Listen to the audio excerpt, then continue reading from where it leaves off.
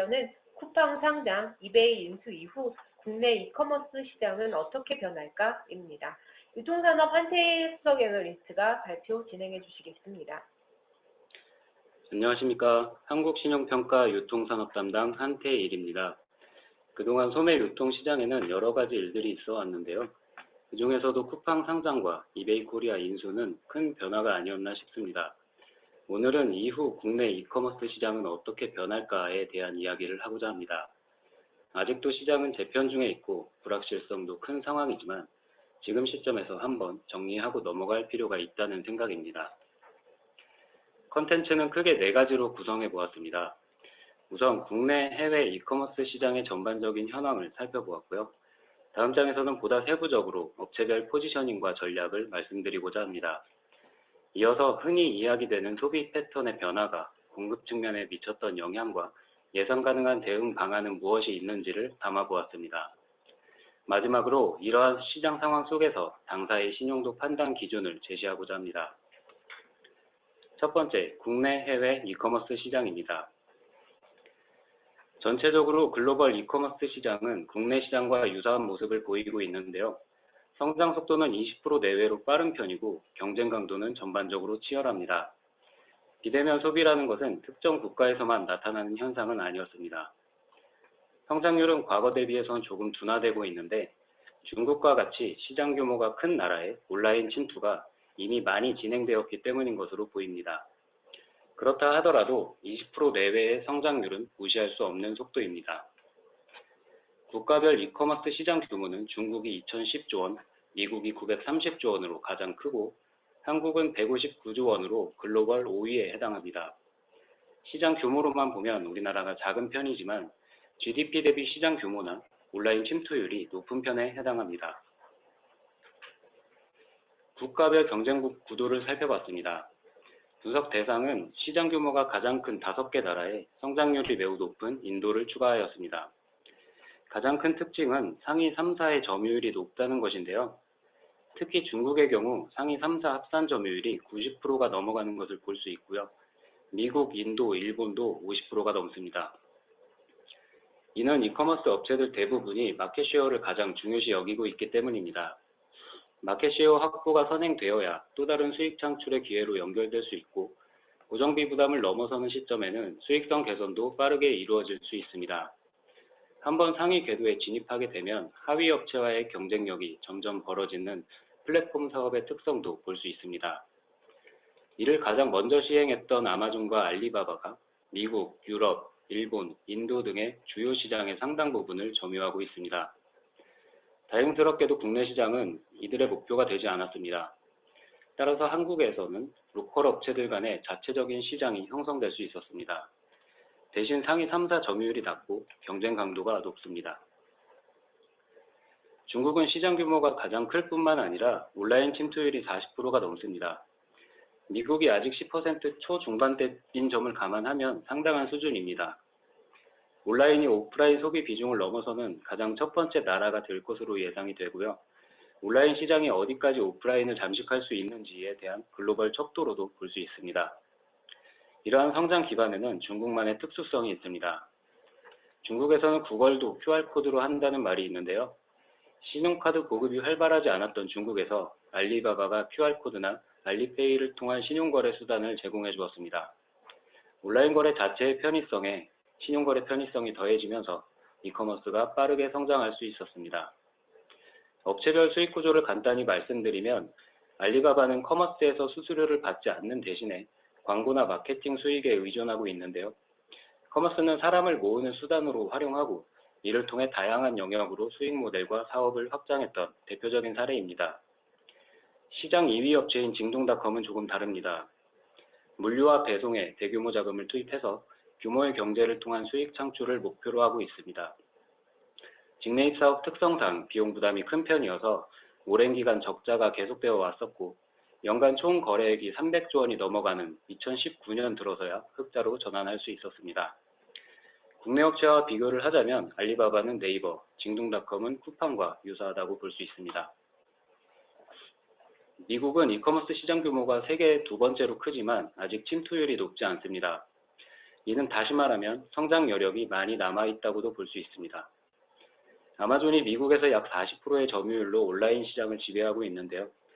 시장 점유율에만 집중했던 이커머스 전략의 최초 모델이고 가장 성공적인 사례입니다.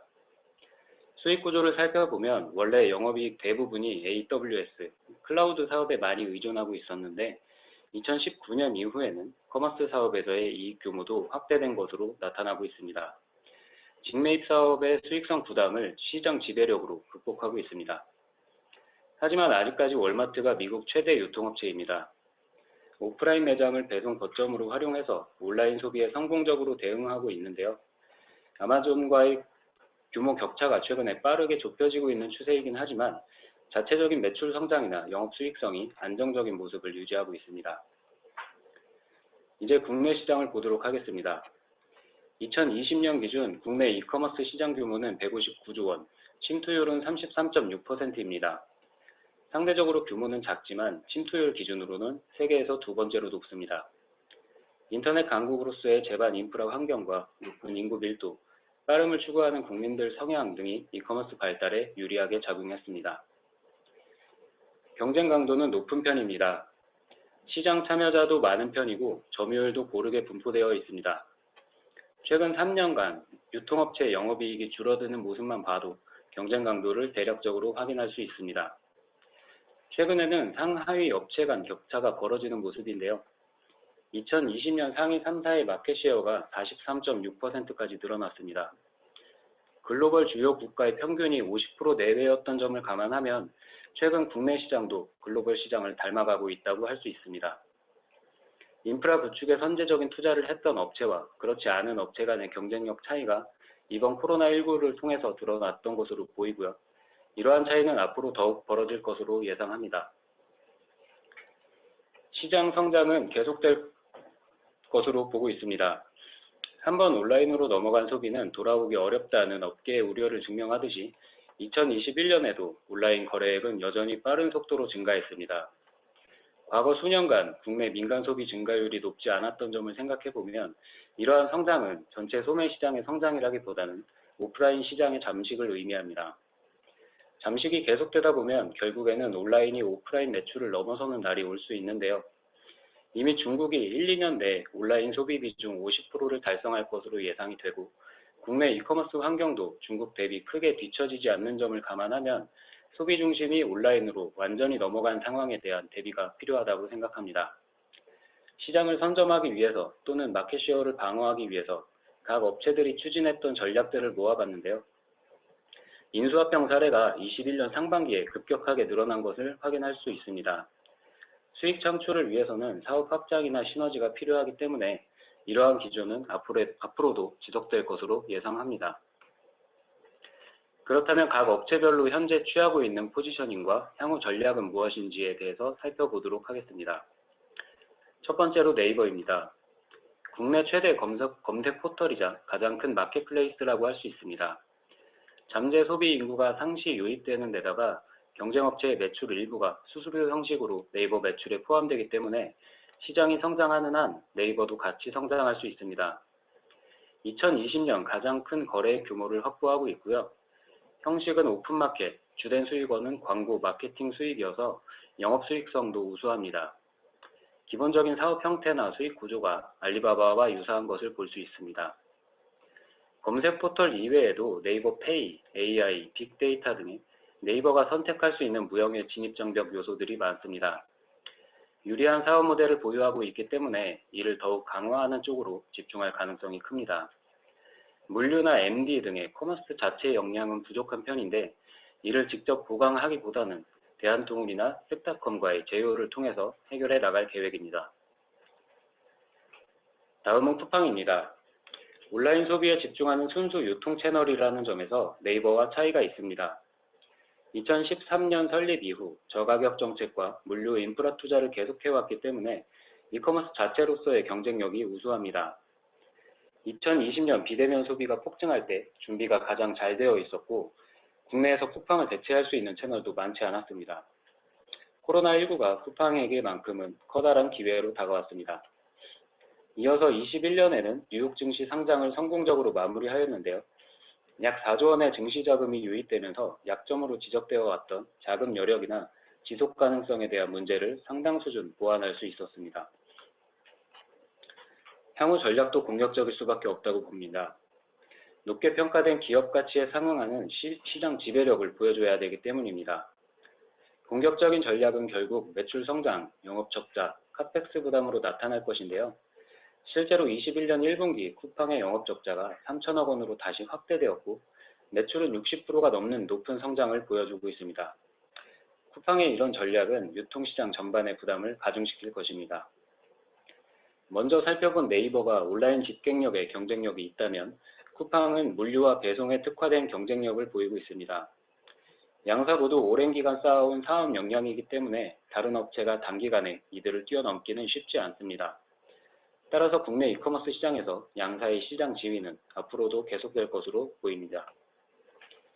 다음은 이마트입니다.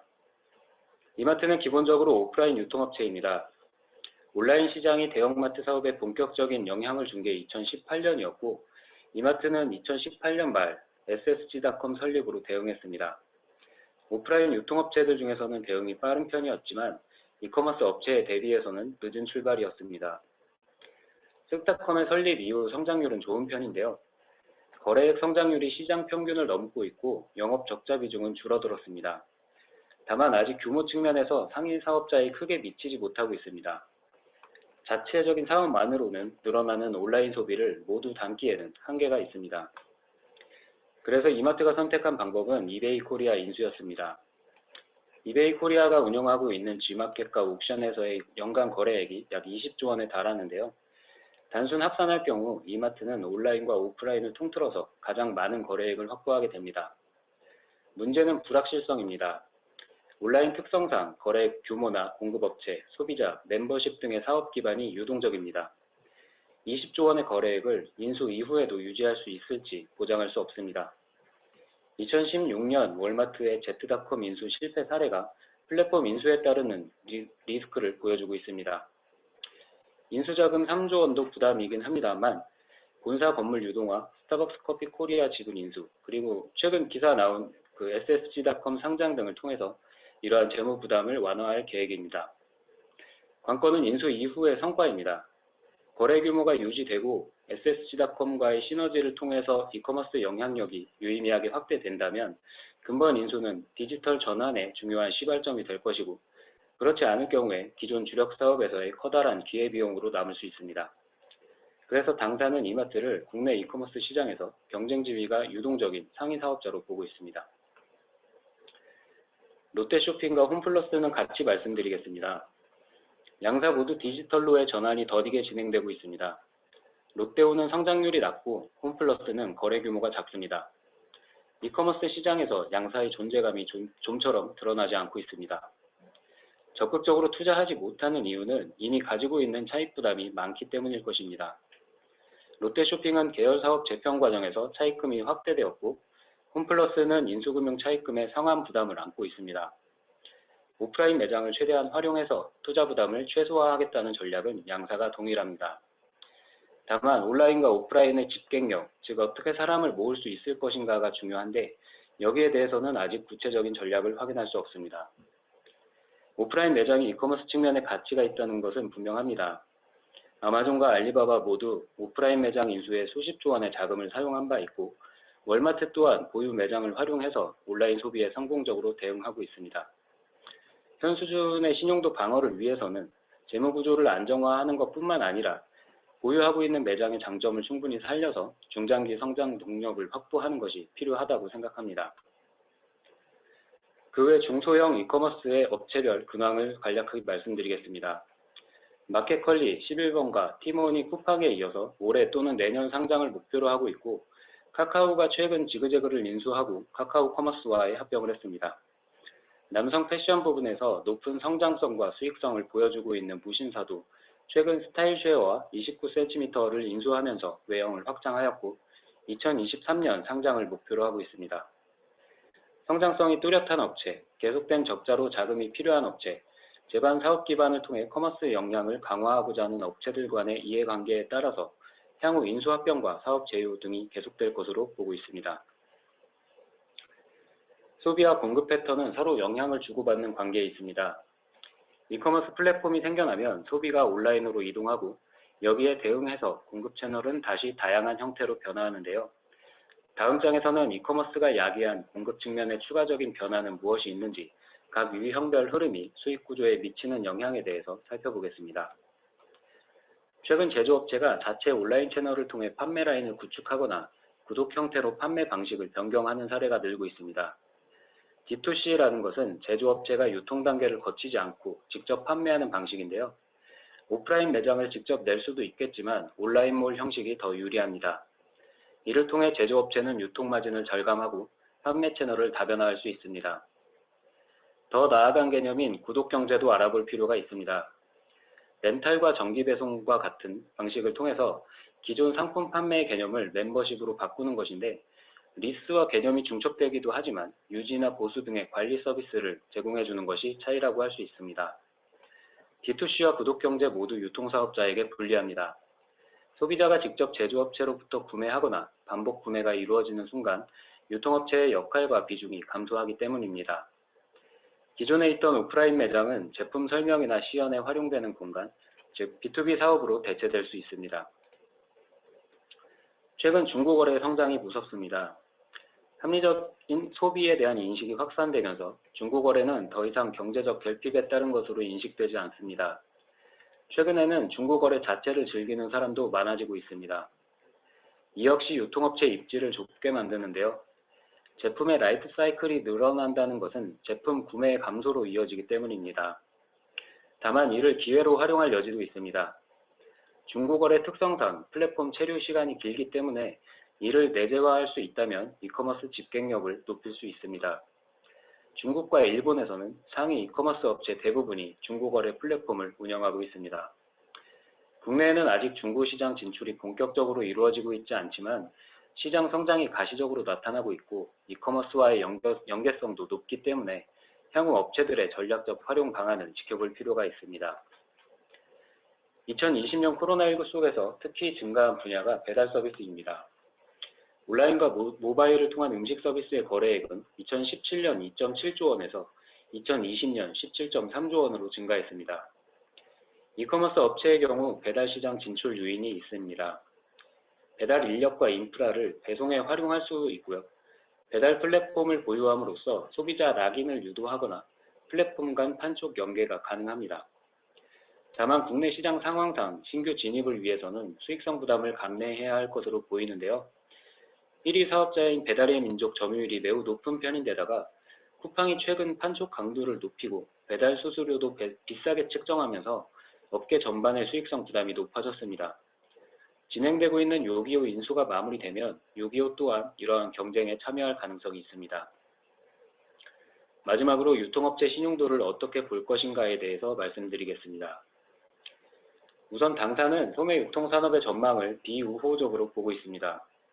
한정된 소매 유통 시장에서 온라인 시장은 경쟁이 치열하고 오프라인 매장은 실적 방어가 쉽지 않은 상황입니다. 이러한 가운데 각 유통업체별 대응 전략은 다양하게 나타나고 있고 성공 여부는 확신할 수 없습니다. 2021년 상반기에는 정기 코로나 영향에서 회복하는 추세에 있기 때문에 신용도 조정이 많지는 않았지만 개별업체의 신용도 부담은 여전히 남아 있습니다. 투자에 따른 리스크와 사업 재무 구조의 안정성, 이 상반된 개념 사이의 균형을 맞추는 것이 쉽지 않을 것이기 때문입니다. 코로나19로 약화된 주력 사업의 실적 회복 추이와 더불어서 온라인, 오프라인 전반에서의 투자 성과 및 경쟁력 확보 수준, 이에 따라 수반되는 재무 부담의 통제 가능성을 중점적으로 모니터링할 것이고 업체별 의미 있는 성과 변화가 확인될 경우 해당 내용을 신용등급에 반영할 예정입니다. 이상으로 발표를 마치겠습니다. 감사합니다.